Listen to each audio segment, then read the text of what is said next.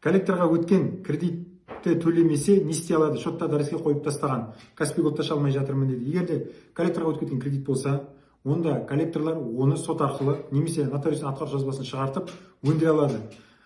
Соттан немесе атқару жазбасы шықсын делік, одан кейін сот орындаушыда іс қозғалу керек. Сот орындаушы іс қозғалғаннан кейін бүкіл шоттарға бәріне мәжбүрлеу шараларын қолдап тыйым салады.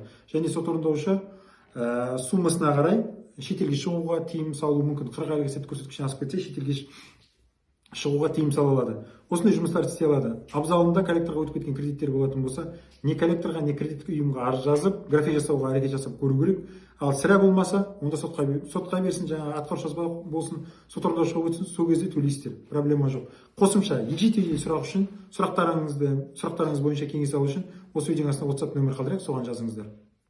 Саламатсыз ба дейді, кредит жабылды, бірақ коллектор маған төлейтін ақшаң бар деп мазалай береді, не істеуге болады?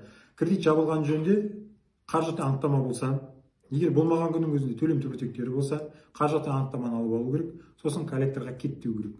Мазаны ала беретін болса, үстінен шағым жазу керек. Шағымды қайда жазамыз? Қаржыны реттеу агенттігіне жаңағы нөмірлер тіркеп, сосын құқық қорғау органдарына. Өйткені олардың қарызы жабылғаннан кейін хабарласу заңсыз.